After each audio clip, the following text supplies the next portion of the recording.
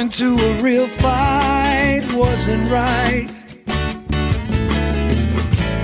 Where can she dream here?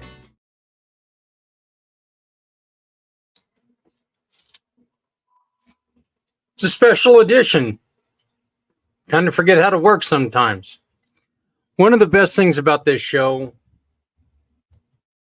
are our guests, the conversations that we have. And every once in a while, these conversations run over time.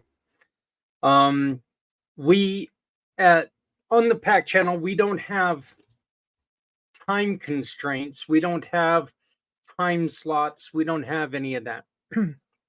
But due to recording limitations and everything else, you know what? We do have things that we can and cannot do.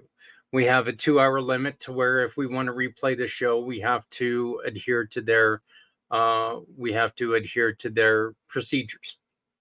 Well, last night we had 2 very special guests. Les Simpson introduced Carol to us, and Carol took and gave us a fantastic show on VA benefits for getting into homes. And we will never shut someone down before they get what they need to say out. And so we are doing this show, the pACT Special Edition, because we need to introduce you to one of our newest giving partners who I was lucky enough to interview a couple days ago. Actually, it was yesterday. And I meant to play his show. And actually, I did play the recording after the pACT show. The only problem is I couldn't do all the things like adding in the phone numbers and all this other stuff. So I want to make sure that, email address and all the other information. So I wanted to go through and I wanted to redo this and make sure that that you have all of the information that you need when it comes to Ricky. Okay. And so we are going to do this special episode. We're also bringing back an interview in the second half of the show with Darcia Phillips. And Darcia Phillips is the president of Stop Shaken Baby Syndrome. And this is extremely important to us because right now our daughter is in labor. So we're sitting here a couple hundred miles away, anxiously awaiting. And so I thought I would bring back the importance of, you know, being parents is stressful. Those children, they're not doing anything wrong. They're doing they're doing what they know how to do. They're still very young. So, and shaking infants and shaking babies it's not only dangerous, but it can be deadly. We've got a dear friend who helps my wife and I through the pitfalls and everything of the foster world.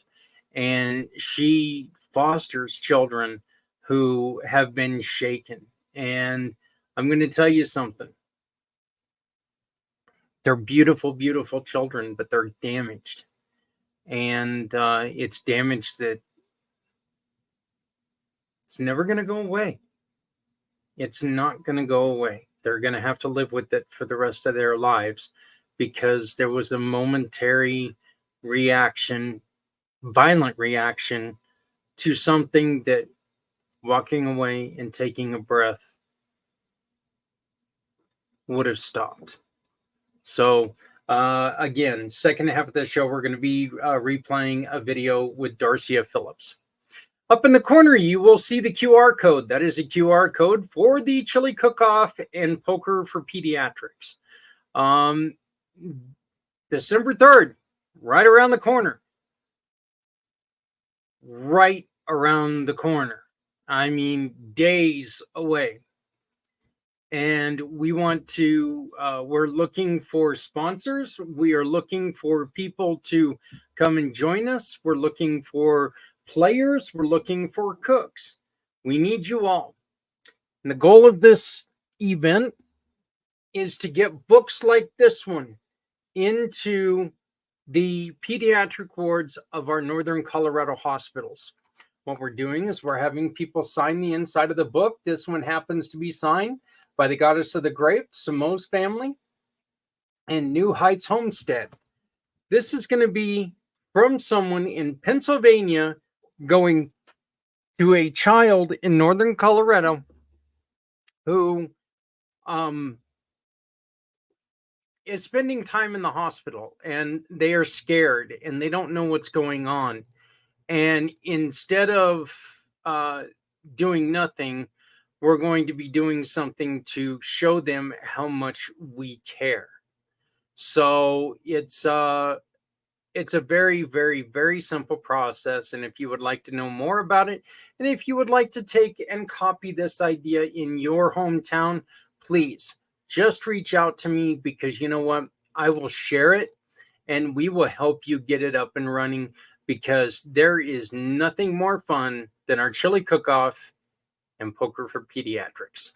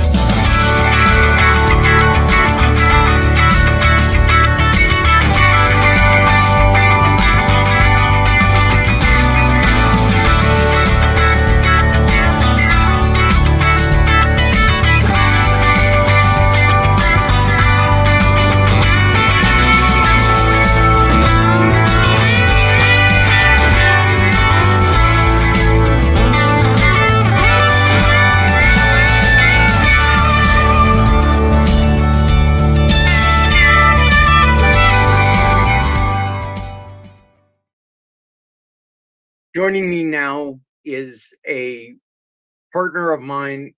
I met Ricky a couple weeks ago. We sat down, we had a wonderful conversation.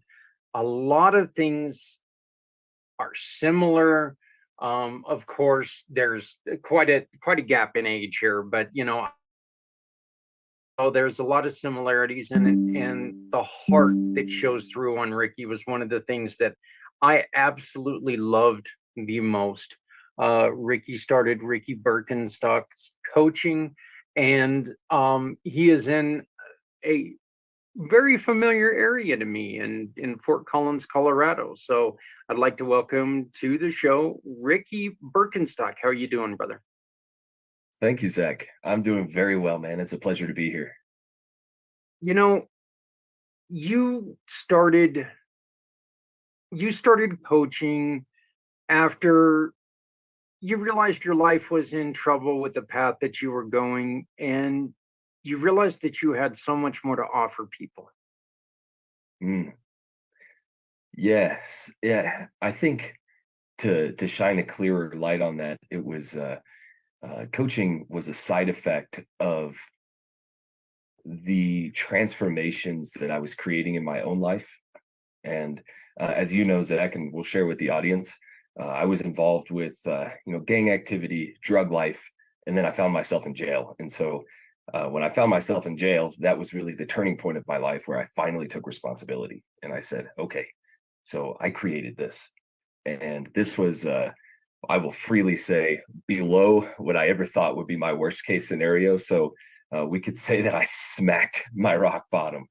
And after smacking that rock bottom and saying, okay, well, if I can create this, then I ought to be able to create something pretty fantastic. And I think I owe that to myself. So after getting my head screwed on straight and living life one step at a time for quite a while, I started to see that there were patterns and there were ways that I was changing my life that I could see benefiting other people. And then I started studying the art of coaching and helping people transform their lives, testing on myself, testing around others, and then getting a more broad approach to impact people and see them take their lives from maybe not everyone is in that place of a deep level of pain that we understand, but maybe they just want to see some tweaks, some changes in their lives. And change is hard for anyone. So being able to help get that change rolling and moving and make it sustainable is something that I do. I take a lot of pride and joy in being able to do. Let me ask you a question here on something you said. You mentioned that I put myself in this situation. How hard was it to break the thought that I'm in this situation because this is the way that my environment is, instead of, how hard was it to break from being there? Because we know that when we all get in trouble, our first thought is, well, this is what you made me, or this is how I grew up, or this is my situation. To move it to, I put myself here. This is my fault. How difficult was that for you? That's a great question, Zach. And because I like to lead with I call it a more naked approach. I'll tell you, man, I'm human. So my first reaction was not, hey, I put myself here. My first reaction had, some profanity and some victimhood tied into it. But the realization really encapsulates the idea that life is a combination of choices. At each point, each fork in our road, we can choose left, we can choose right. And life isn't so black and white, but we can simplify it to that. And I had the option to either say, this is not my fault. This is because something unfair was done to me. And I also had the choice to say, well, if I want to be the creator of my life, then I have to start taking responsibility. If I want to see myself empowered, living my best life, I can't sit here and look at other people, because it's my actions that put me in this position. It wasn't theirs. It was just lucky timing that things happened, whatever it was.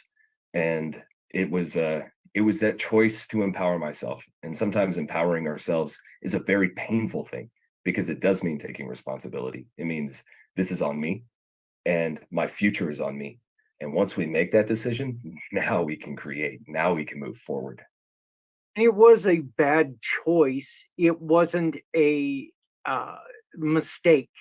You know, you didn't make a mistake. You made a choice, and that's one of the things that I try to tell. When I get to talk to like the foster kids and everything, is like, look, Mm, when you do something that you know is not right, that's not a mistake. It's a bad choice. Bad choices are made throughout your life. You're going to make different you're going to make choices that are wrong throughout your life. It really depends on you on which ones you make. I mean, there's a difference between, oh, I should have made a left instead of a right. mm, I knew I should have made a left, but I didn't. Or, oh, I'm going to take and swallow these additional pills and nothing's, it won't hurt me. I'm mm. Ironside. What do you Is that message anything that you try to give to people? Is that one of the messages you try to get across, or am I on a different path here than you are? Zach, I love the deep wisdoms that come out of you. And the reason I point that out is because you often say something about how you're not a smart man, yet every conversation we have, I sit here saying, "You son of a gun, you are brilliant, man," because this is an ancient wisdom. No matter what spiritual background you have, no matter what your belief system, we can all see the relationship of cause and effect. And if we focus on cause and effect, there is no such thing as a mistake. To every action, there is a reaction. Yeah. And just like you said, so you choose this route, there will be an outcome. Our thoughts, our beliefs typically lead to our behaviors, and our behaviors will ultimately lead to our results. So that is a model that I teach all the time. And it really shines a light on exactly what you're saying there, that there's no such thing as a mistake. This is a culmination of your choices, of your behaviors and your actions. And every action creates a result. I'm going to tell you something. We've got a lot of partners that have been coming in lately that have resonated with me. And the conversations with these partners, such as yourself, has just gotten so much deeper and so much, I really love that we're able to discuss things on a one-on-one level because of the similarities, but because of the moral path that Mm, that I think that we find ourselves on. We're going to have our differences. We're definitely going to have our differences. That's not a problem. We don't really focus on differences, which is one of the problems that I see in the world today. Is everybody's focused on the differences, when what we can do is we can sit down and we can focus on reality, the the way to fix something, and the best way to come about it. Um, when you approach something, Ricky, what is the first thing that you want to tell them in your coaching? And why don't we start with explain your coaching to people, and then we'll circle back around to what's the first thing that you try to tell somebody when you first start coaching them? mm. I think there's a great way to meld the two questions into one, because what any of my clients would tell you is um, there's a general state of misunderstanding when it comes to how to coach, how to affect change, how to help people transform their lives effectively. And a lot of it boils down to, I don't tell someone to do anything.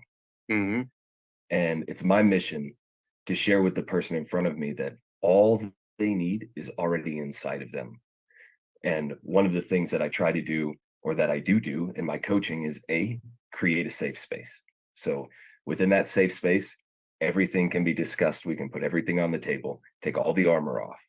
And then B, I know how to turn myself into a magnet to pull the greatness out of the person in front of me. And we do that through questions. And that's why the approach looks different with every client, but essentially it's really session after session, powerful questions, deep conversation, shedding light and awareness on certain areas, certain patterns, and gaining that clarity that they need to continue moving forward. And sometimes that's super simple, and other times it gets really deep, and there's traumas brought up, and there's healing to be done. And that's why I never like to put. That's why I call it deep coaching, because it's kind of like, if I've never done this myself, but I imagine it's kind of like scuba diving, where you find a new place to go diving, and you find new things down there, Yeah. and maybe sometimes you find the treasure closer to the top, and other times you have to go deeper. And there's no right or wrong to that. It's every process is unique. Each session is unique. So I guess I could call myself a professional, emotional, mental life diver.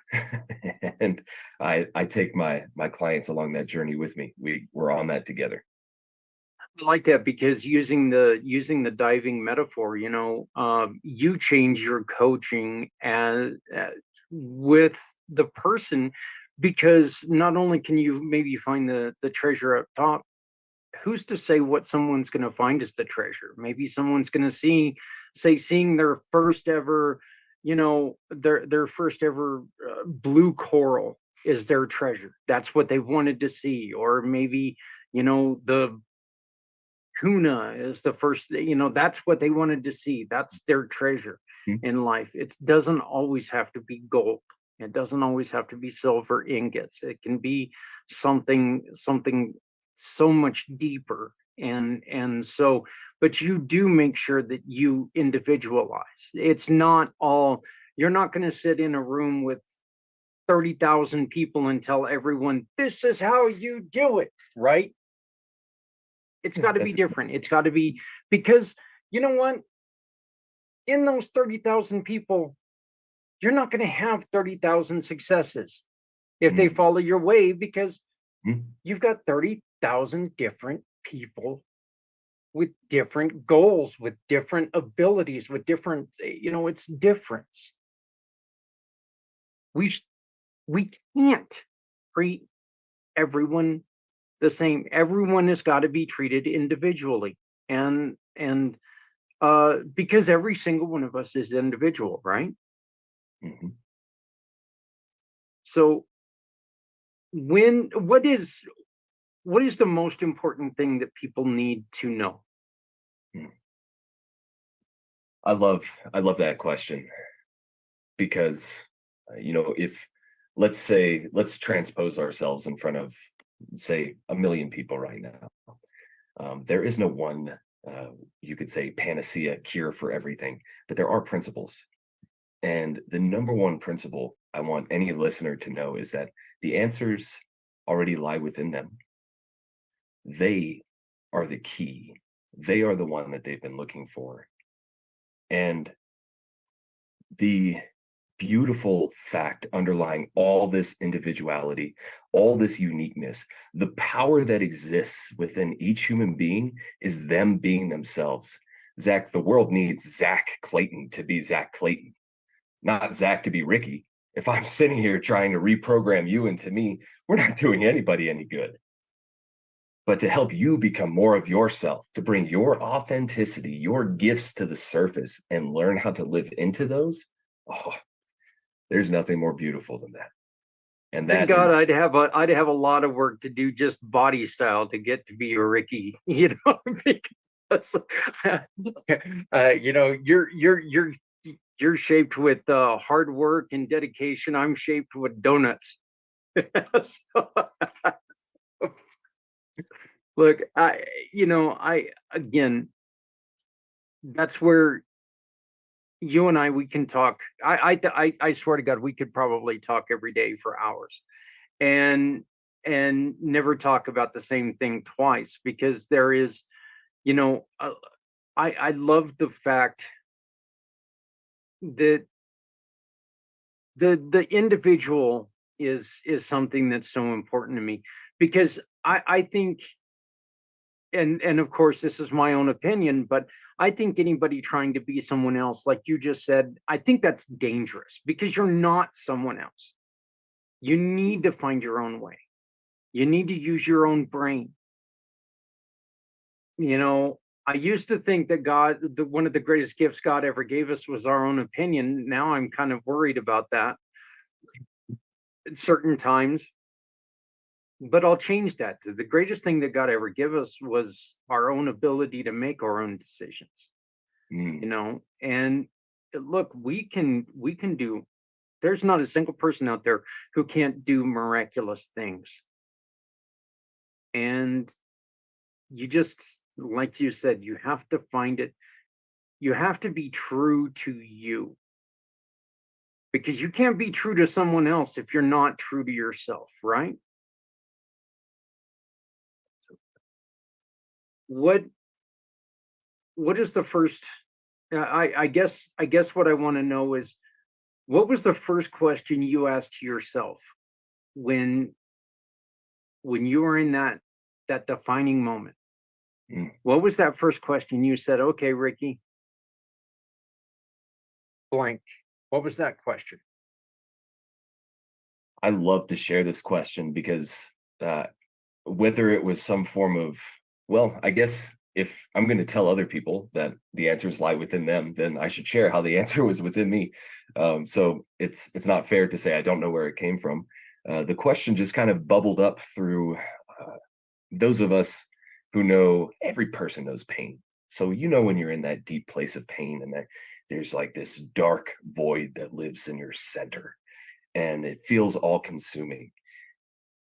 If we stop running away from that and we allow this feeling to shed a light on something, the light that this feeling shed was on the question that said, does this serve me?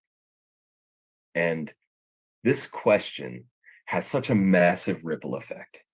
And my first focus was actually, I mean, it was something that came so naturally to apply it to the way I thought. I just started applying it to my thinking, to my beliefs. I'd think something, it'd get me all worked up because I was in this cycle of, I had been, we talked about this, Zach, being diagnosed with depression at early ages and put on antidepressants. And I hope you don't mind me sharing that. I'm sure you've Oh shared it. no, please do, Um, please. but it's such a disempowering thing to have that happen to you. And then we all take these thoughts, these beliefs into our adulthood and the way we live our lives, whether they're our parents' beliefs or our friends, or at this point in time, any number of social media influencers. Uh, why do I think this way? Why do I believe this way? Boils down to, does this serve me? It doesn't really matter if it does serve you. If it makes your life better, if it helps you improve the lives of other people, I don't care where it comes from.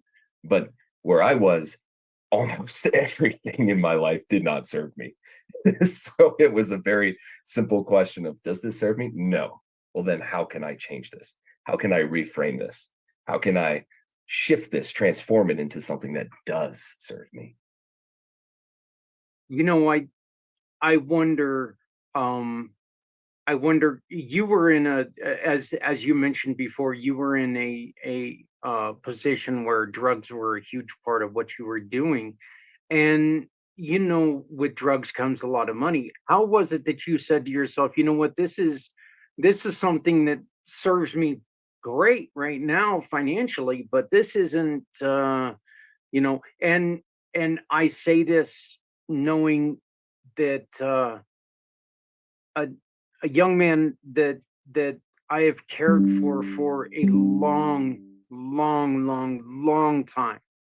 Mm, Um, after I mean, and we lost contact quite a while ago. And one of his goals in life, I found out later in life, one of his goals in life was to be the American version of one of the drug kingpins. And it's like, oh my God, what happened there? You know, and how was it that you decided, okay, look, this may serve me, great financially now, but is financial everything? One, and two, this can't last. It ain't gonna last. This isn't, and because we know, and this is another thing that I'm a little unclear on how you made that decision, because we know that a lot of times these young kids today see that prison sentence almost as a badge of honor sometimes. You know, they see it as their education even. Mm. How do we get them to make the step that you made? What do we need to do as adults who care? I'm not saying as a general public, because they don't give a damn about the general public. How do we change their mind about adults who care about them? They are our first responsibility. Mm. This is a very powerful question, Zach. There is no one answer. This is complex. So as we talk about from the beginning of this interview to now, an individual by individual basis is definitely important. Just showing people that you care, that you're there, that you're open to listening, and asking them these questions. So principally, what I would say is leading by example is one of the best things you can absolutely do. A lot of us were raised in environments where people live with a martyr syndrome, which is where, like, yes, this is so hard, and yes, everything I do is so hard, but it gives you some sense of righteousness. And no kid wants to see that. And that's no way to live your life either. I mean, Yeah. we all find role models, and we all find things to look up to. I understand that way of thinking very deeply. My role models from the beginning were rappers, and that's why I was living my life the way I was. I thought it was awesome, and then there was a degree of some sort of twisted pride that came from being able to say that I had been locked up. And that question of does this serve me runs so deeply that if one really gives themselves the time to ask this question, you can see why you want this thing. I mean, is it really going to make your life better and the lives around you? Why do you have this desire to do this thing? So creating the space to ask the powerful questions and to ask these kids, why do you feel this way? Where does this come from? And then to teach them, because it was a revolutionary thought to me when I first said to myself, I can create my life. I do create my life. Kids need to know that. I mean, they're these beautiful, clean slates that can choose to, and I'm going to say this because I believe this deeply, that whether or not you choose to, we are all brainwashing ourselves. The books we read, the media we watch, what we consume, we're feeding our brains. We all have a mental diet. And if you take a child and you put them in an environment where they're given the mental diet of empowerment, and empowerment is it's not a thing, it's not a tool. Empowerment is a feeling. And it's a feeling that is a result of getting the tools, the support, and the general guidance and vision necessary to succeed. We give children these resources, oh my gosh, and show them that there are results that come from this. If we can tie the cause and effect principle into a child's mind where they understand what I do has results. I want this outcome. For me, I wanted, there's a type of Rolex that uses a meteorite as the disc, as the dial. And I used to always say, I want a meteor on my wrist. Like that would be awesome. And I want a Ferrari. And have you ever sat in a Ferrari, Zach? Oh no, I couldn't fit in a Ferrari if I tried. I I tried to sit in a PT Cruiser at one point in time, and I had to. I seriously looked like Fred Flintstone and Dino, where I had to open the sunroof because my head was like way the hell up here. I mean, it did. I looked like this when I was driving. I had to like lean down to see the. No, I couldn't. Oh man, I would feel like I was falling for a week to fit inside of a Ferrari. So, but Okay, well, beautiful answer, man, because the point is it's a race car. yeah, It's not comfortable. This is not a luxury vehicle. right. So, like, why do you want this thing? So, um, here's the point. Jim Rohn gave a great talk decades ago about how to speak to a child. And he said, you have to be able to speak the child's language. So if we can take the time to understand the things that they look up to, the things that they're interested in, and then help them see, what is it about this that you really want? Is it the money? Is it the fame? Because you can do that. I didn't know this. You could do this legally. Online business models. You can do it legally, go to sleep without a single fear in your mind every night. Oh my gosh, it's so freeing. And what most of us want is freedom. And to be able to speak their language and help them realize what they want, that's powerful. You know what's amazing to me, and little, I mean, the a little story behind one of the reasons why you are such an impact in my life is that I made a terrible decision to um because it would allow me to drink. I was still allowed to drink, so I made a decision. I'm like going, and the question is okay, I'll accept this offer. Well, can I still drink? Yeah, but we can get you a better offer. I can still drink. I don't care. It Mhm. ruined a good portion of my life. Okay. Here is the thing that I think that we need to get across to young individuals. Okay.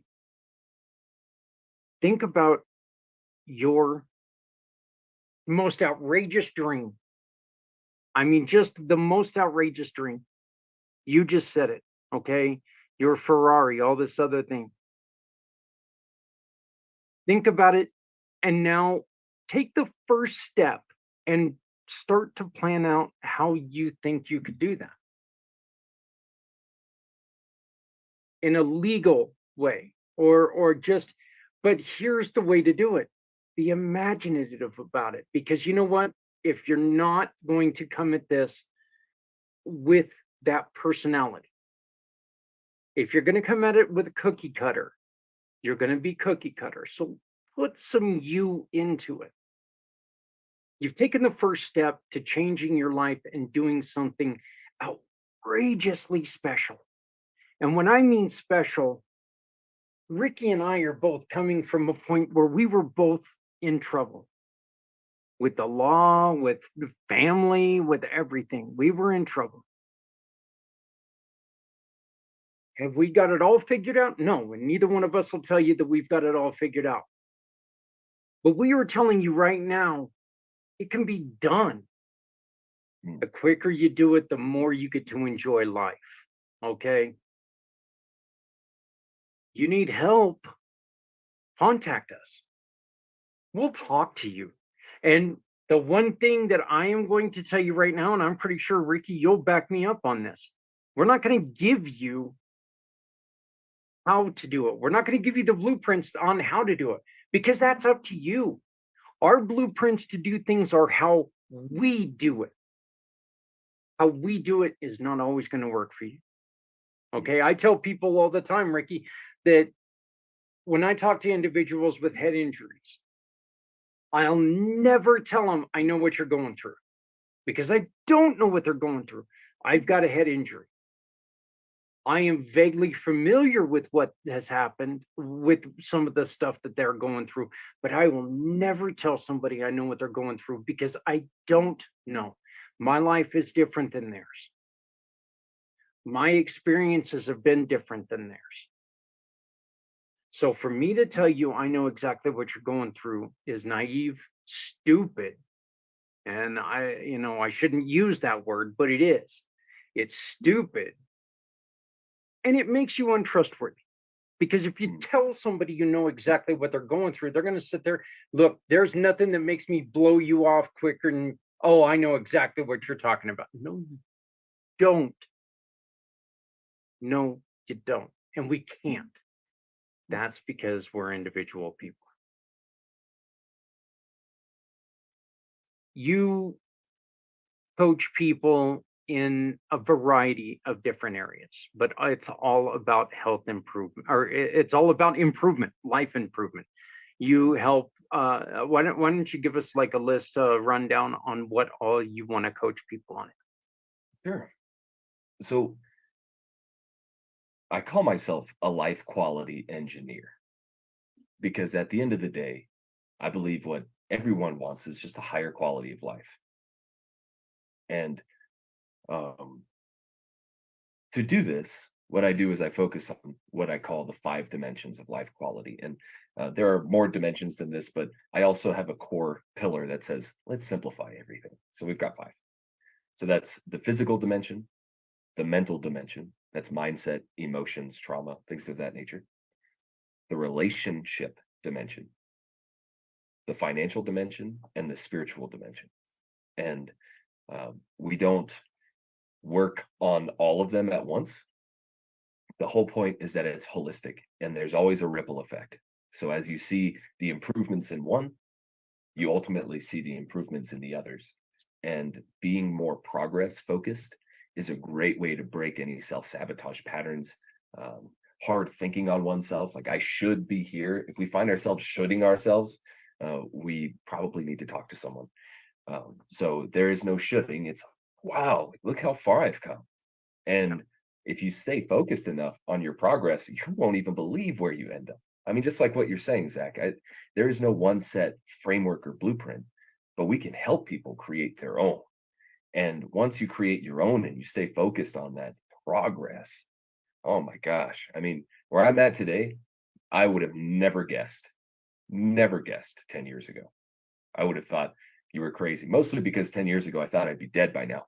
But it's also far, far better than my dreams ever were. So,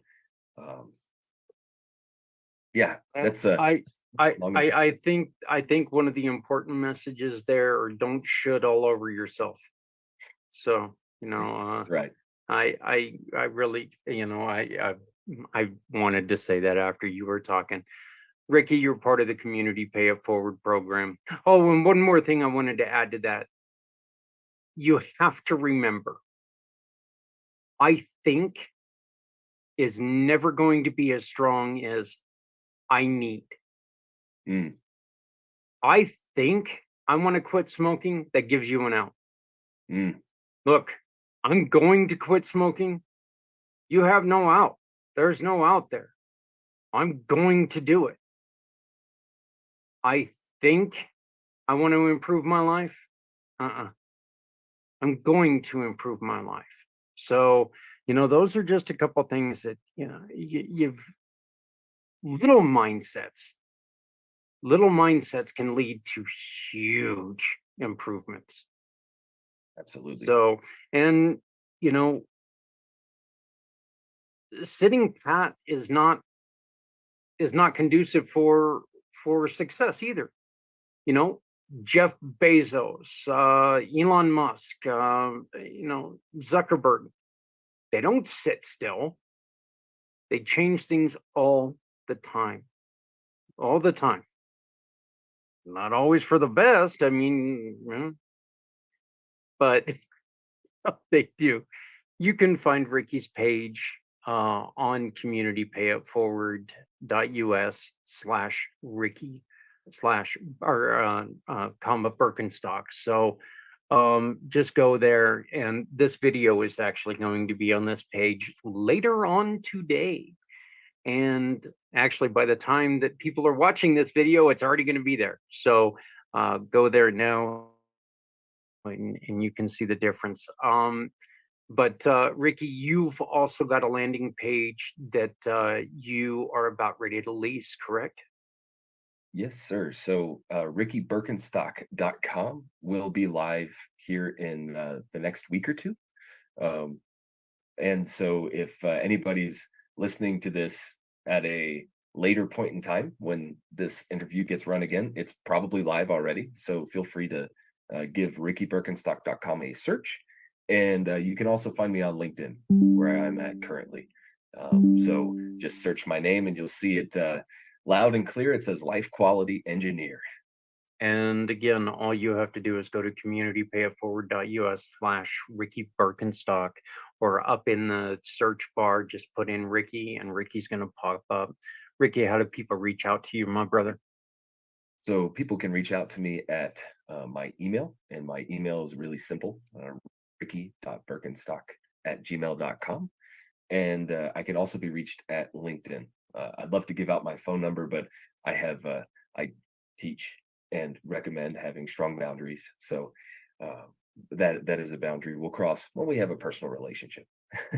So All right. right now, LinkedIn, email, please feel free to get in touch with me. I'll get back as soon as I can. I'm really glad you said that. That means that we need to change something on your landing page on our website. We've got your phone number on there. So I'll get that changed right away. So Okay, thank you. but Ricky, on a personal note, man, I love you. Haven't known you for a long time, but I've known you for a great time. I love you. I really do. You've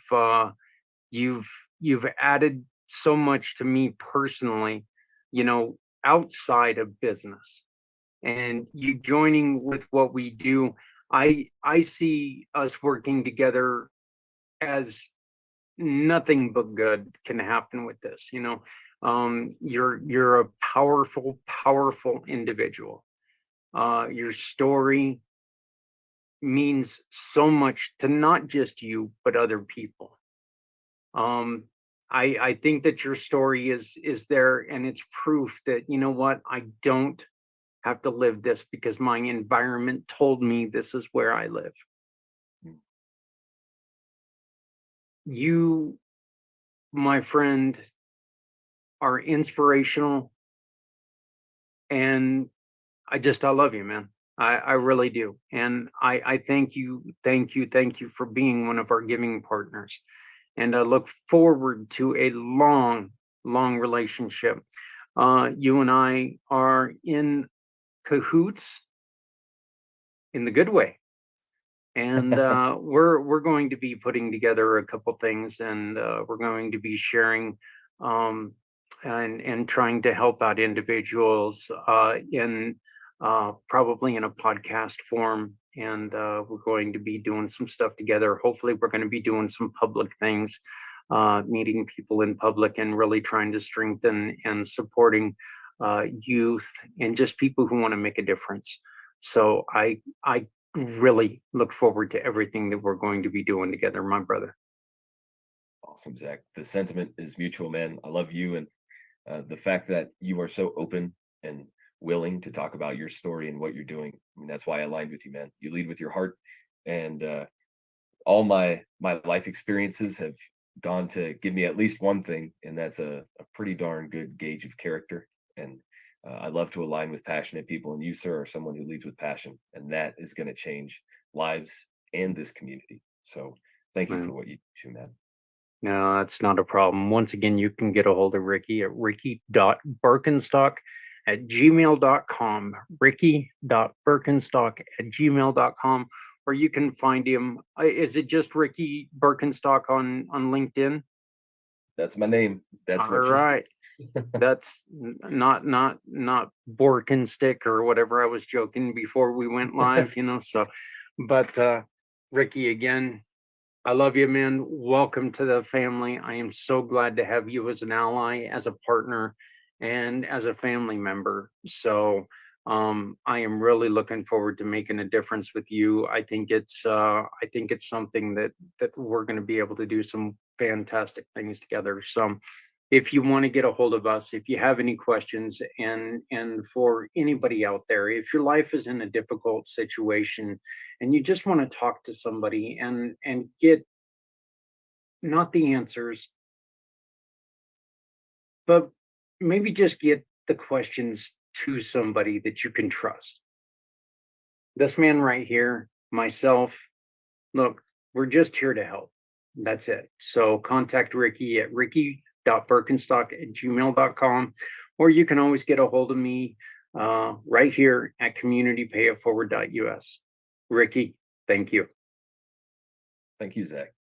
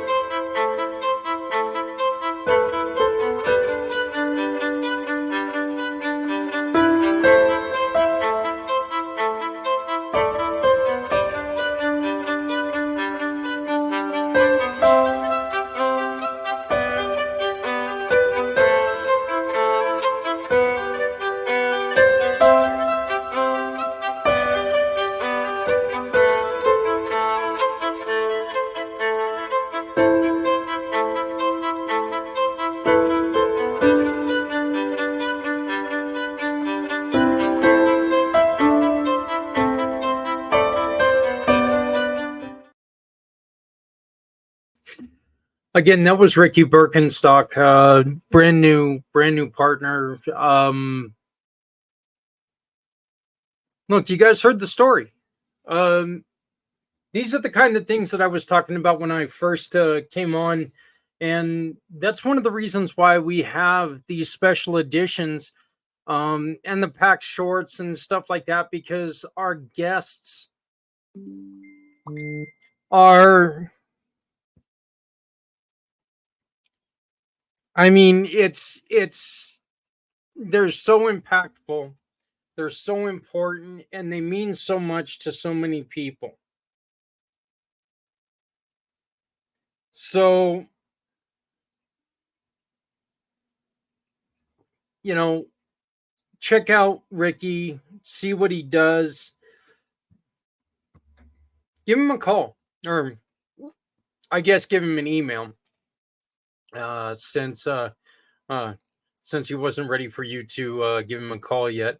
I like his idea on, let's build a personal relationship before we do anything else.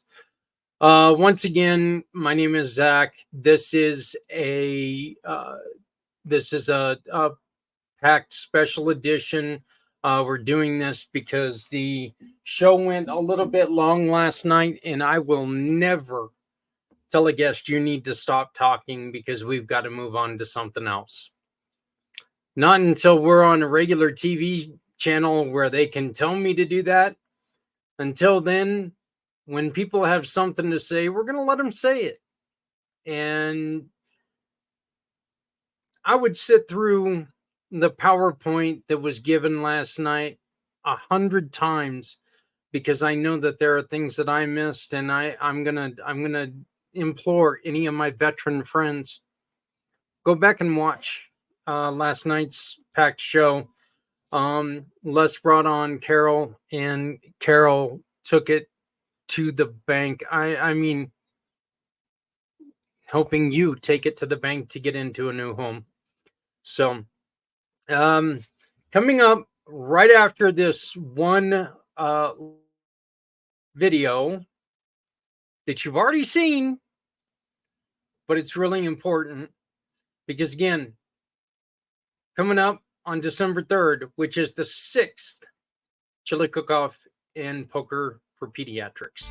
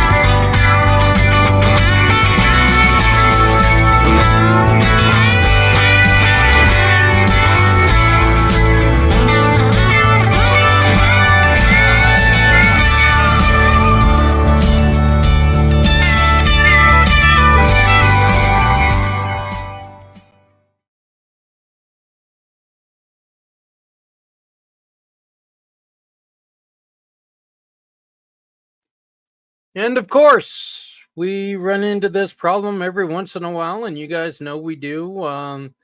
and I apologize for that. The video sat for a little bit too long, and so it needed to reboot. But here we go. Once again, this is Darcia Phillips with Stop Shaking Baby Syndrome.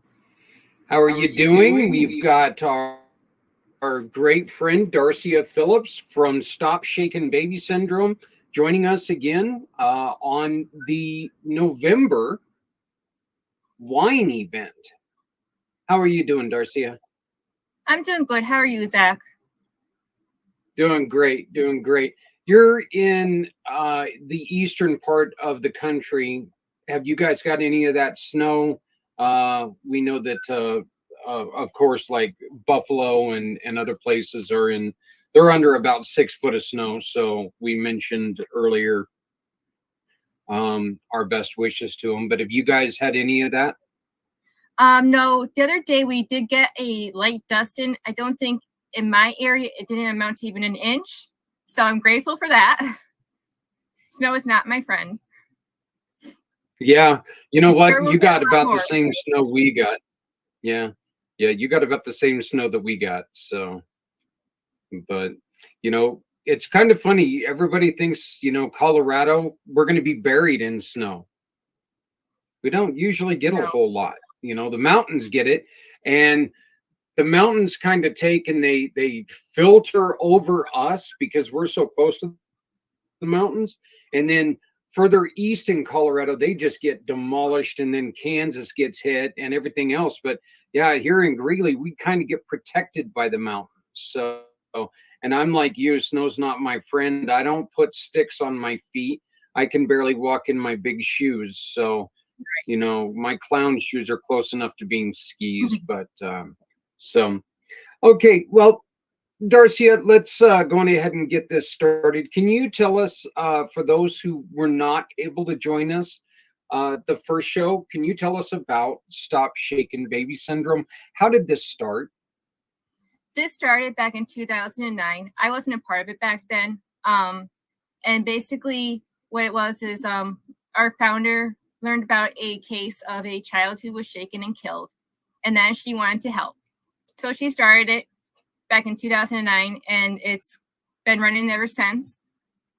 What we do is we try to help the families who are affected, of course. We've done a lot of things in the past, and we're hoping to do a lot more in the future. Currently, we have programs that are directly for the survivors, and that we're also working on education programs and the whole bit. So we're trying. We're getting there. You mentioned that you mentioned that you guys have stuff that you want to do, but you're not able to do yet. What are some of those things? Because I know that it's not, this is really one of those things that you guys try to help with medical equipment and even stuff such as mental health for the parent, correct? I mean, Yeah. what all do you guys try to provide? Well, right now we have support groups on Facebook, which really takes care of the mental health aspect, because it's only the people who are directly affected, those who have lost children, or those who are foster parents or adoptive parents, or even the biological parents themselves can join.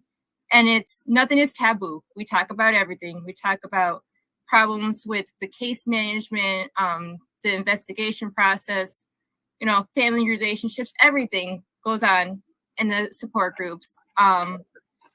We also talk about how to get services for the parents, for the children, and how to best support not only the child, but the families themselves with everything that goes on, because it's very taxing for some people to be the sole provider for the child while they have a spouse or significant other working outside the home, or they're the only provider. It's a lot. And that so the support group kind of takes care of all that. We also do, if people request it, we'll actually get on the phone with them, or a Zoom meeting or Skype or whatever, to talk to them. I was actually on the phone over the weekend with a mother who lost her child this past week. So I talked to her for quite a while. It's not uncommon for us to do that. And that when outside of offering just emotional support, we do have our programs like the currently going on now is our apparel for iPad, which we sell apparel, and the money we raise from that, we go ahead and we purchase Apple iPads and protective cases, and we send them out to the survivors. These iPads will help them with lots of things from therapy to educational to speech, you name it, you can work it with an iPad. I also have the Switch It Up program, which takes toys and adapts them for children to play with a Switch, which is basically you take like a stuffed animal that like you push the hand and it sings and dances, and that most survivors don't have the hand control to press that little button. So we make it so that there's a bigger button that they can press and they can get the toy to play. As far as the educational aspect goes, we have the Sweet Pea Project, which is sending out bags to new parents with hats and educational material. I also do educational classes to schools, which we do. I think the last time I did it was a Skype or Zoom conference, and I provided them with a slideshow and did some Q&A and the whole bit, talked to the kids about it. So we did that. What we would like to do is offer more is the bigger stuff, like helping the families fundraise for things like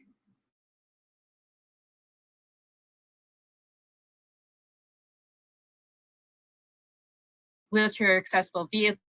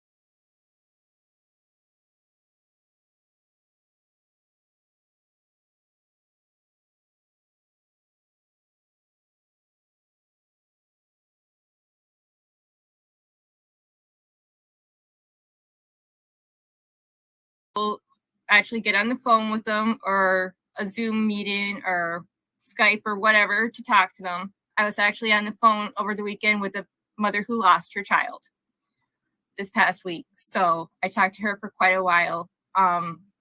It's not uncommon for us to do that. And that when outside of offering just emotional support, we do have our programs like the currently going on now is our apparel for iPad, which we sell apparel, and the money we raise from that, we go ahead and we purchase Apple iPads and protective cases, and we send them out to the survivors. These iPads will help them with lots of things from therapy to educational to speech, you name it, you can work it with an iPad. I also have the Switch It Up program, which takes toys and adapts them for children to play with a Switch, which is basically you take like a stuffed animal that like you push the hand and it sings and dances, and that most survivors don't have the hand control to press that little button. So we make it so that there's a bigger button that they can press and they can get the toy to play. As far as the educational aspect goes, we have the Sweet Pea Project, which is sending out bags to new parents with hats and educational material. I also do educational classes to schools, which we do. I think the last time I did it was a Skype or Zoom conference, and I provided them with a slideshow and did some Q&A and the whole bit, talked to the kids about it. So we did that. What we would like to do is offer more the bigger stuff, like helping the families fundraise for things like wheelchair accessible vehicles, for equipment inside the house, like a lift, or remodels for therapy rooms or bathrooms, things like that, just to make the day-to-day life easier for the parents and the child themselves.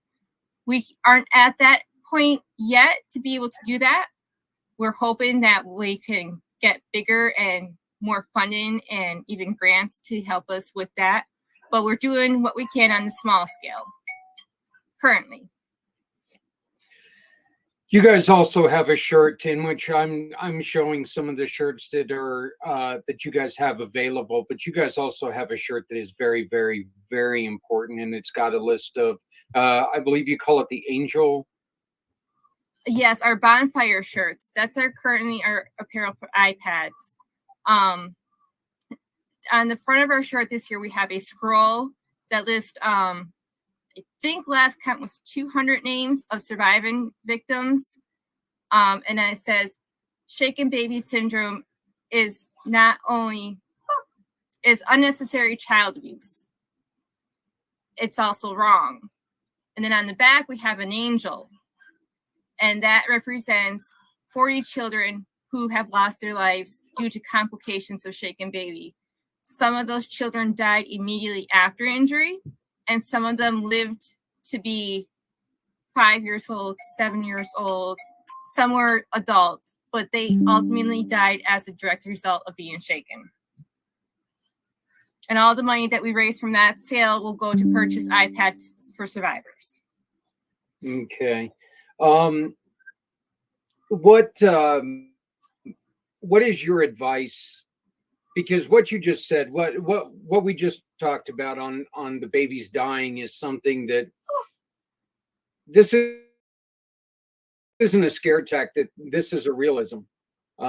Shaking a baby can be the death of your child. Correct. Is there one of the questions that somebody asked me is there a group of people that are more than are there a group of people that is more apt to shake their baby financially, racially? Are there any group of people that they're more apt to shaken baby syndrome? There's no demographic that shows us that there's any significance as far as race, religion, sex, financial status that will be more prominent to being a victim of shaken baby. In our cases, within our own support groups, we have seen it be some as political officials, congressmen have had their children that were shaken. There was a case where the child was actually shaken in the hospital. The baby was only 12 hours old. So there's really no rhyme to reason to it. The only thing that we have noticed within the stats is that, and it's only a very small margin of difference, is that it's more male offenders than female offenders. Yeah. But that's a very small margin of difference. So it can really be anybody. Is the reason it's male, in your opinion? I mean, this is actually one of those questions where it's got to be your opinion, because there's probably not a lot of scientific fact behind it, but do you think it's more male because the men don't carry the child, so they don't have that same connection? Is in your thoughts, is this one of the reasons why there are more men? Like you said, there's not a huge split, but there's not.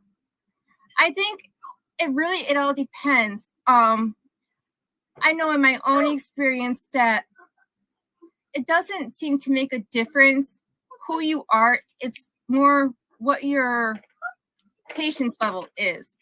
I know I've seen some men that have patience of a saint that can handle a lot of crying and, just difficult behaviors. And then I've seen some women that have that same patience level, but then on the flip side, they don't.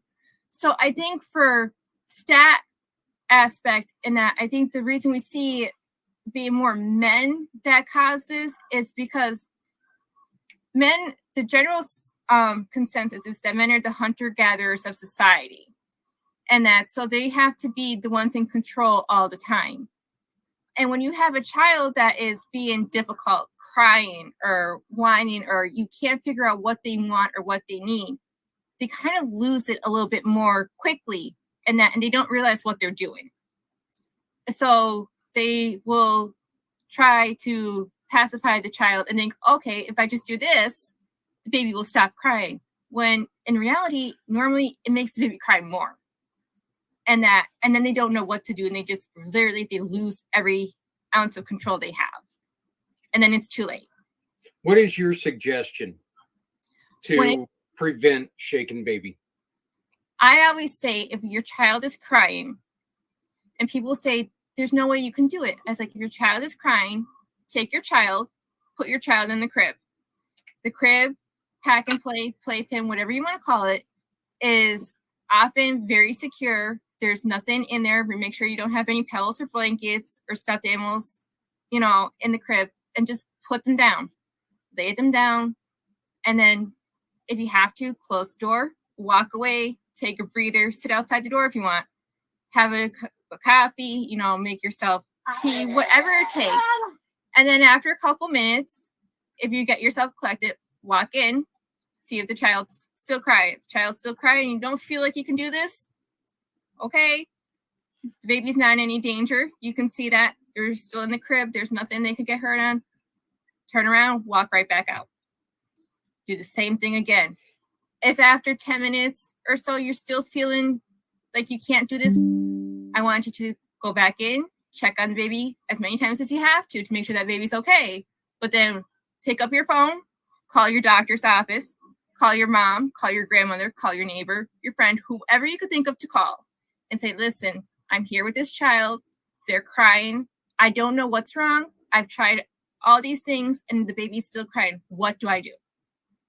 And if you can't get anybody on the phone, take the baby, put the baby in a car seat, get in the car and drive to the nearest doctor or hospital and say, I'm frustrated. I don't know what to do. The baby has been crying for a long period of time. I don't know what's wrong. Help me. If you ask a medical professional or even just anybody, say, I need help, they will help you. They will help you to figure out what's wrong with the baby. And nobody is going to fault you for saying, I need help. It's very important to just let the baby be. And then ask for the help. One of the things that I found out as being a dad is generally when I put the child in a car seat, that was the quickest way to get him to sleep. And yes. And the one thing that we have to say this, and look, a lot of times shaken baby is not intentional. It strikes and it happens. But even the smallest jolt, the head, you got to remember that a head injury, and this is coming from somebody who deals with the head injury. Head injuries are not like anything else. You break an arm, you put a cast on it, it's going to heal. Head injuries are not like that. And it's one person's head injury is nothing to somebody else, but it's death to someone else. So yes, you were going to say something? It's important to remember with infants especially, their heads aren't developed yet.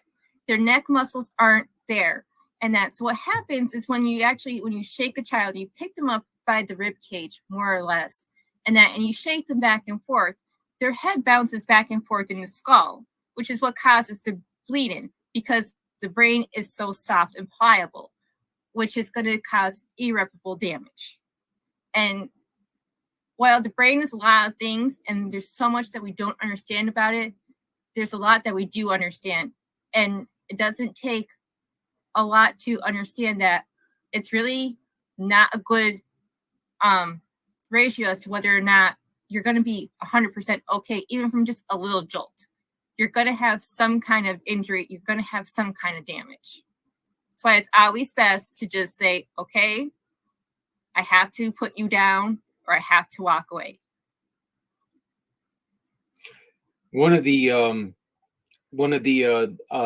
things that I really wanted to share off of your website is this page, What is Shaken Baby Syndrome? And the reason I wanted to share this is because if you look on here, each one says primarily the same thing, but each of these institutions have a different way of stating what it is. You know, there are so many, you know, different aspects of so many different. First off, great organizations on here: Mayo Clinic, National Institute for Neurology Disorders, and strokes. That one is, you know, personal to me, again, because I have the head injury in my, you know. But I mean, there are so many things that you can look on here. If you don't understand what Shaken Baby is, maybe you don't know exactly how to respond to it, or even if you're doing something wrong. So go here and check it out. One of the other questions is there anything that you guys need, supplies, equipment, stuff like that, other than monetary? Is there anything else that you guys need right now that people can get to you? I have several wish lists, if you would, that I have on like Amazon. I have them on Target, Walmart, and things like that we can take like, in-kind donations. What we look for is, right now what we're doing is a lot of things for like therapeutic, but play therapy. I take a lot of toy donations, which I end up getting the toys, like I said, adapted for switches. I actually have a local school to me that teenage boys, they're normally juniors and seniors, will adapt toys for me, and resources like that for new parents. We give them a small little gift for their infants. We're always looking for new ideas if people have them as to what they can do or offer. I got in a lot of book donations this year. Some of the books are touch and feel, and that some of them deal with things like feeding tubes or speech delays and things like that. So those are things that will go out into the community for people to read and share with those in their community to help them understand the survivor. And that, so there's a lot of different ways people can help and do things like that. I've never been opposed to trying new things, and that, so if somebody has an idea or just something that they aren't sure of, but they think might help, and they want to just reach out to us, that's fine too. Otherwise, my best thing to do is to look at the big websites. Like I said, Amazon, we have, if you type in Stop Shaken Baby Syndrome, you will see the wish list that we have for there. And anything that is donated to us goes right back into the community, whether it's monetary or if it's an actual item. It will go right back into the community. Most of the time it goes into the survivors or education is what we use it for.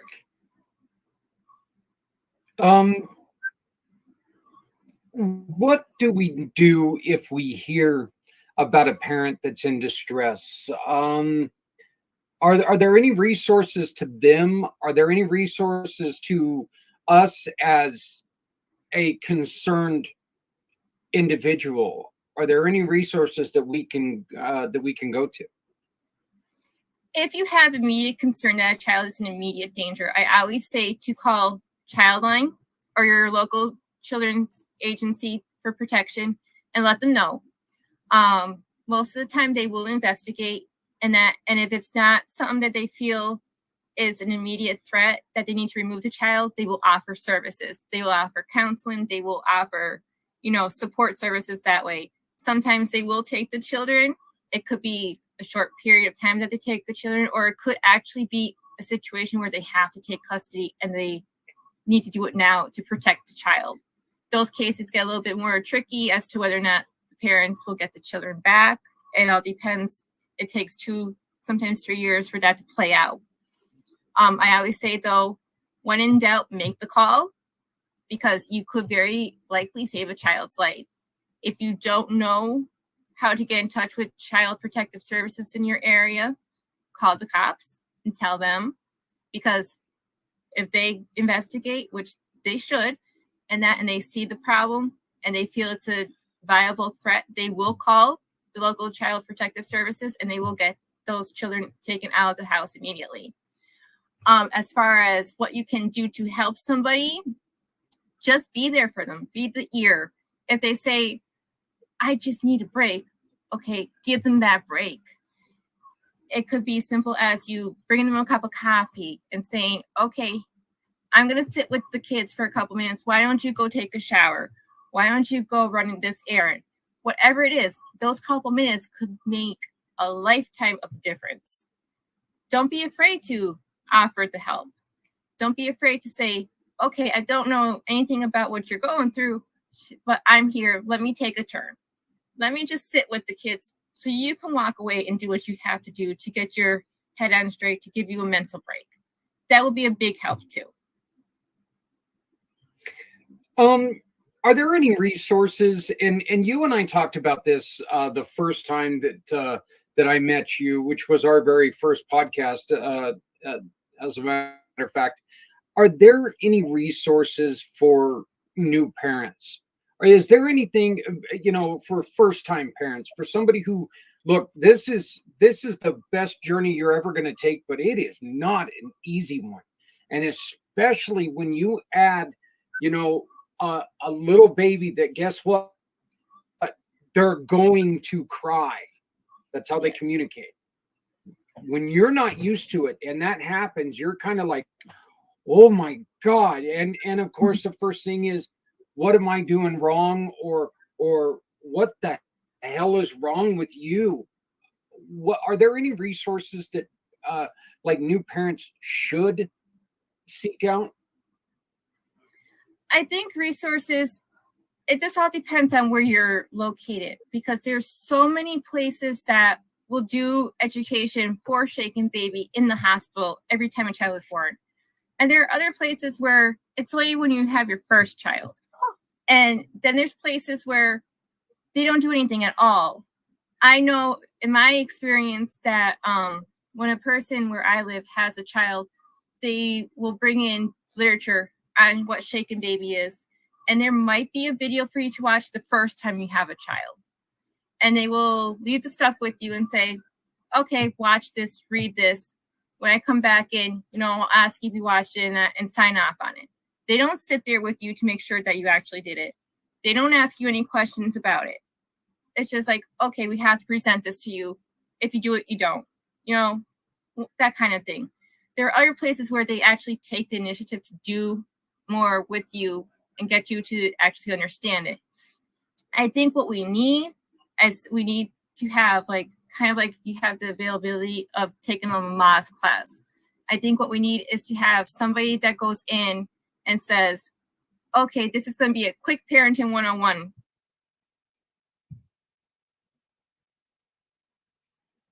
Did I lose you? Okay, we're there. We need somebody that does a parenting 101, saying okay, this is what to expect with the baby.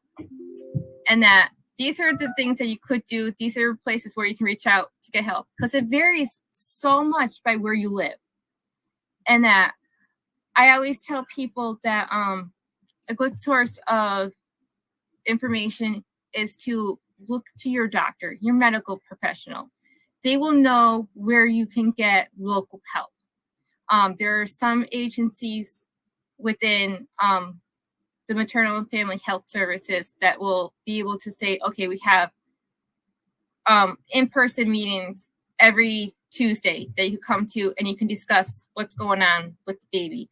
Some libraries offer mom and talk classes or parent and talk classes where you can just come in, be around people who have the same situation as you do. They have a young child. You talk with them, you read stories, whatever, you just connect with them. I think what you have to do, though, is unfortunately you have to do a lot of the research on your own based on where you live. And you have to figure out what's going to work for you.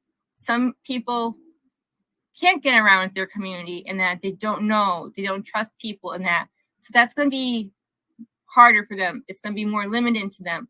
But you have to find out, even if all you do is talk to your doctor, say, okay, this is my first time. I don't know what I'm doing. I'm kind of scared. What do I do? If the baby starts to cry, I have a couple ideas of what I could do, but what do I do if this doesn't work? And again, just ask for the help. Anybody you see, just ask them. I'm sure if you walk down the street and that, or your neighbor next door, you say, I need a minute. Can you come help me? They will say, okay. And they'll sit on the front porch with your child or whatever, just so you can have that minute to get your bearings.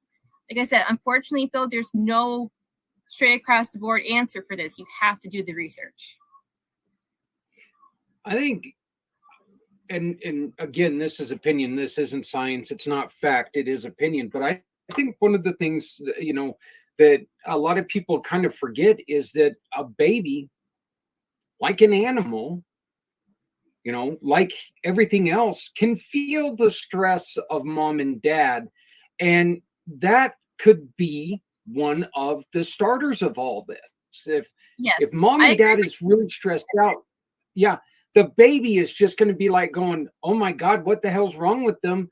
This isn't, you know, this isn't the person I know. This isn't the person I love.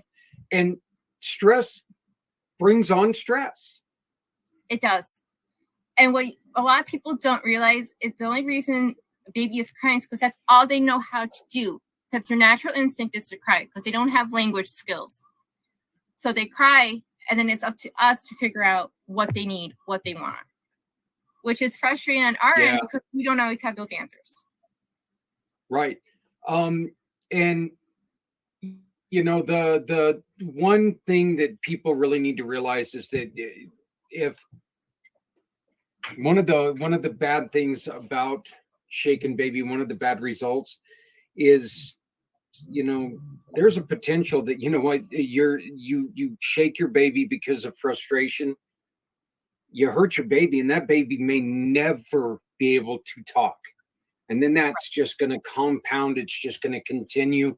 So like she's saying, you've got to reach out to other people. One of the things that I wanted to talk to you about real quick was they spent very little time when we went through the fostering programs. They spent very little time on Shaken Baby syndrome. And I think that is, you know, looking back on it now, and especially now, I think it's a little, I think that's a little short-sighted of them, because this is such a serious problem.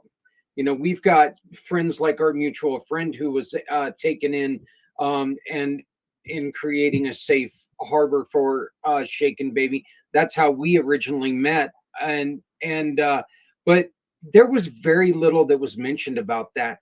I know that there are programs out there for foster parents who are going through stressful times.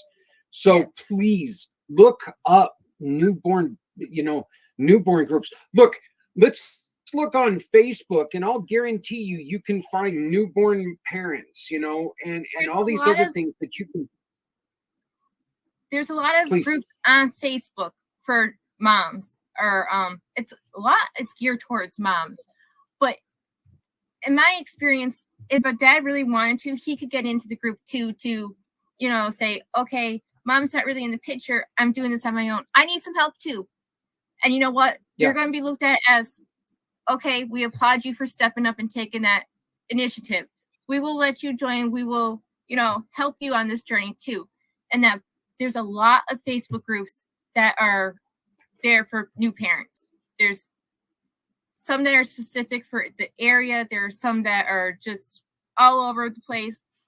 So do look on Facebook, because Facebook has a lot of support groups for new moms, for new families, and the whole bit. I don't want to say it's a great source, because it is the internet, but you will find some support groups there.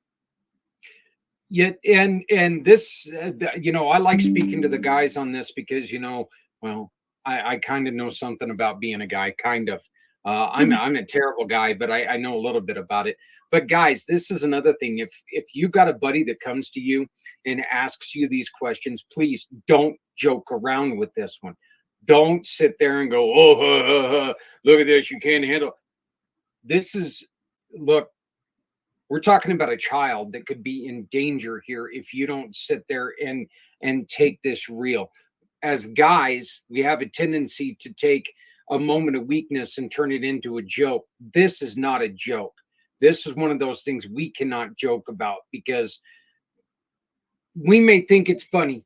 We may think that, you know, I got this guy. This guy's sitting there really struggling. So guys, you got to, you know, this is not a time to joke around. Let's really help people. Darcia, I got one more for you, and this is this was an online question. Do you have a current a goal in mind? If we put it 1 year today, okay, what would you guys like to see happen with your program? Oh, that's such a hard question. 1 year from today, I think our biggest goal, in all honesty, is to be able to have the most effect is to help as many families as we can.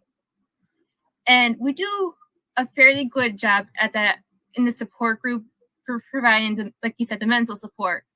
I would like to be able to see us help maybe 5 families get something big, or, you know, some kind of monetary stipend to help them reach a goal, even if it's just to say, like, make a repair on their van so they could get the child to and from appointments or out into the community or something like that. If we can help 5 families with something like that to make transportation a little bit easier, or to make daily care easier for the child, I think that would be wonderful. But again, we can't do it on our own. We are doing a lot, and we are so grateful for.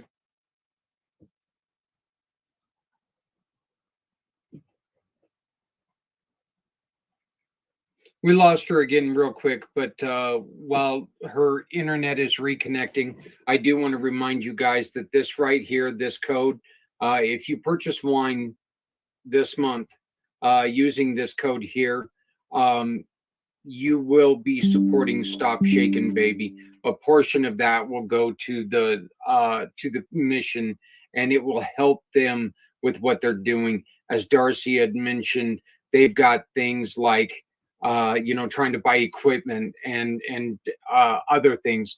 I know for a fact, I have been I have seen firsthand some of the great things that they do with resources, with help, with counseling. It's such a wonderful, wonderful program. And I want you to make sure that you understand, if you go to stopshakenbabysyndrome.org, or stopshakenbabysyndromeinc.org. If you go there, you will find, first off, the first thing that you're going to see is a bunch of beautiful, beautiful children who are on here that, you know, they've been shaken. They've been shaken. They've been hurt.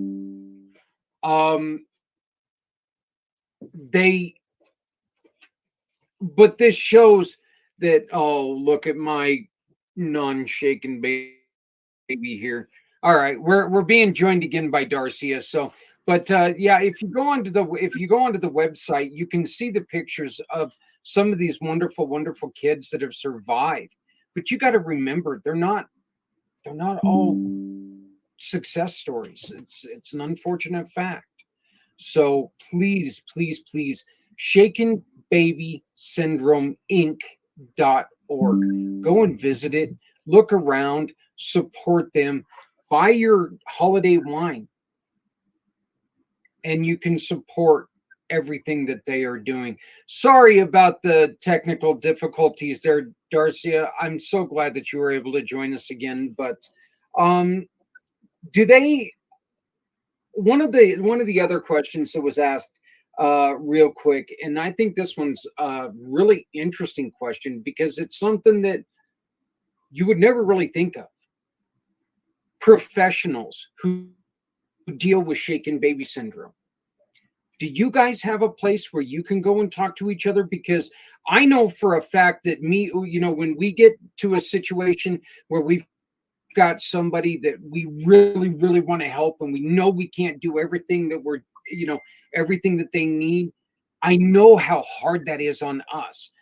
What do you guys do in a situation like that? Because you have your why for being in this is tragic. Yes. You guys have a resource that you guys can go to when you are feeling like, oh my God, I can't believe we can't do anything?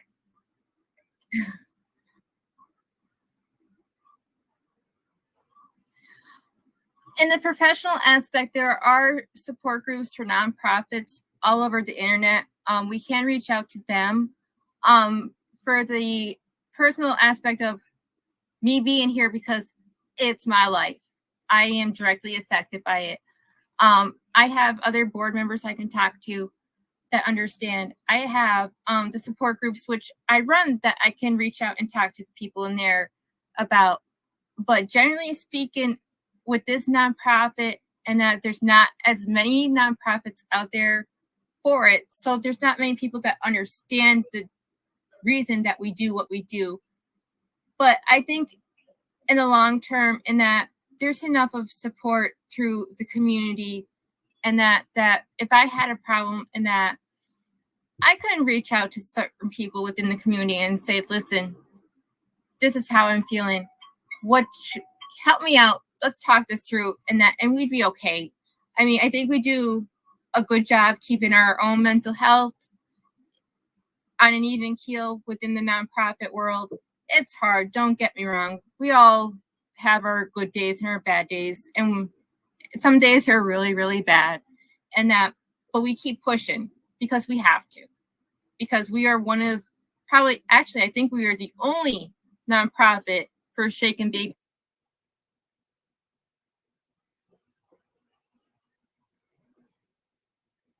Okay. It looks like we've lost her again for hopefully just for, oh, here she is. Okay, great. Most nonprofits for shaken baby are about education and lobbying for we need. Don't get me wrong, we need that. But there's not, as far as I know, we're the only ones that offer the support to the families. Well, so Darcia, I want to our world. I want to thank you so very much for joining us, and I want you to. I personally just want to say thank you for everything that you guys are doing. I know how passionate you are. If anybody wants to hear Darcia's story on her why, please visit our first show. She talks about it a little bit. It's very, like I said, it's heart-wrenching, and but shaken baby this is not something that has to happen, okay? And the other thing is that you may not think that you're hurting the child, but you need to remember the smallest jolt. Look, you're talking about something that's even more fragile than an egg here. So the smallest jolt can do a lot of damage. So please visit Stop Shaken Baby Syndrome Inc.org. Parents, if you have any questions, please reach out to Darcia. Darcia, how do they get a hold of you?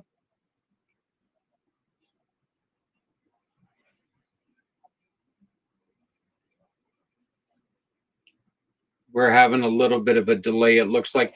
Darcia, how do they get a hold of you?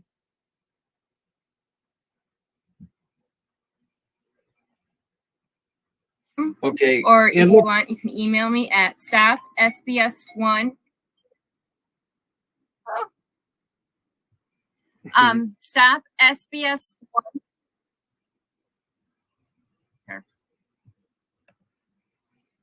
Okay, so stop SBS1. I'm putting the chat here for you. Stop. Okay, SMS. thank you. Yeah, and then we'll just put it in there. But I want to thank you very much for what you're doing. And then on Facebook, it's Okay, so right here, and again, we're very sorry about the connections. Got to remember there are weather issues out there. But right here is the email if you want to get a hold of her in this way. And then on Facebook, you just go to Stop Shaken Baby Syndrome. Give them a like, give them a follow. Check out everything that they're suggesting. There's great, you can probably find some other parents who've gone through some of the things that you're going through. So if you need help, that's a great place to start. Darcia, thank you very much. I look forward to working with you guys a lot more, hopefully here in the very near future. But please, from us to you, keep up the great work, and let's stop shaken baby syndrome. Thank you very much. So again, apologize for the difficulty with the connection, but I hope that you guys really did get the importance of what shaken baby syndrome can do.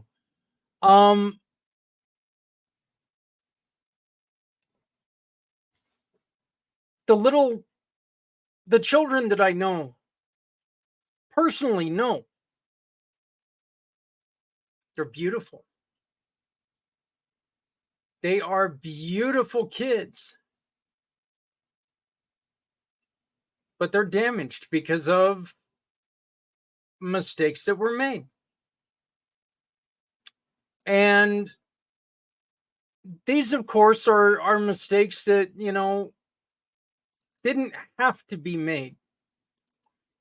I think that one of the most important things in that interview is talking about how you can put the child down and walk away.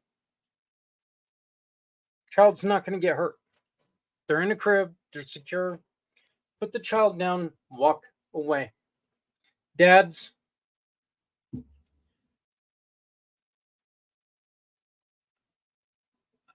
I remember once with my oldest son sitting there holding this young child and holding him up in the air and going, why? What is wrong? What are we doing wrong? And I'm talking this little motion, but you need to remember, it's a fragile body. I talk a lot about things that we need to really think about what we do. Folks, I talk a lot about these things because it's the stupid stuff that I used to do. These are stupid mistakes I used to make.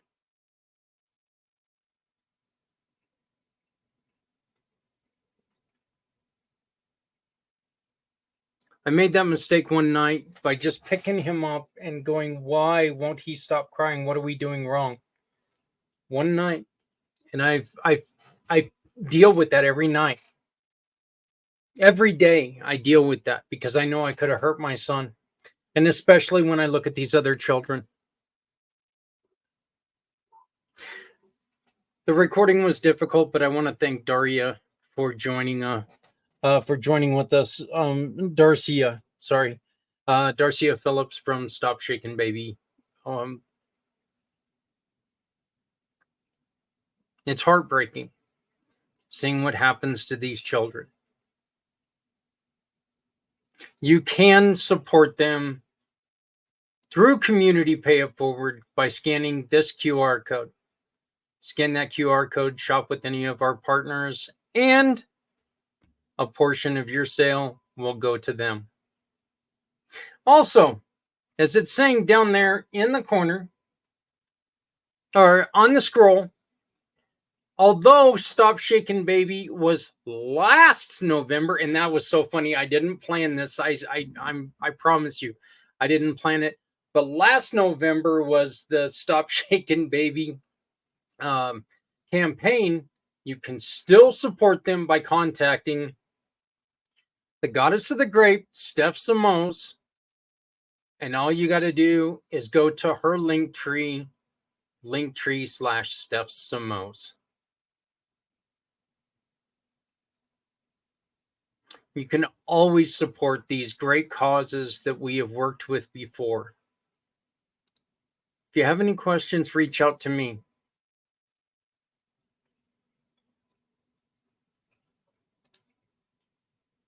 You can call me or send me a text at 970-909-0751, 970-909-0751. I want to thank you all so much for watching this pACT special edition. I want to thank Darcia Phillips, and I want to thank Ricky Birkenstock for being fantastic guests. Folks, we're in a fight now for our humanity. Let's come together. Let's help each other. I'm having a grandbaby today. Let's fight to make this a better world. For our kids. For us. We're not dead yet. So let's fight to make it a better place for us. Be sure to love somebody out there, because somebody out here loves you. Please, please make sure you remember, if you're not helping someone, you're hurting everyone. Register today for the Chili Cook-Off and Poker for Pediatrics. If you would like to join us in a sponsorship form, we need your help. We need your help. Next week, I will be talking to you about the 22-hour community to rescue or to save 22, the 22-hour podcast. And we will have Jeff and Stephanie from Hydro with Hope and the Aziza Project on the show, the second half of the wine show. And actually the show about the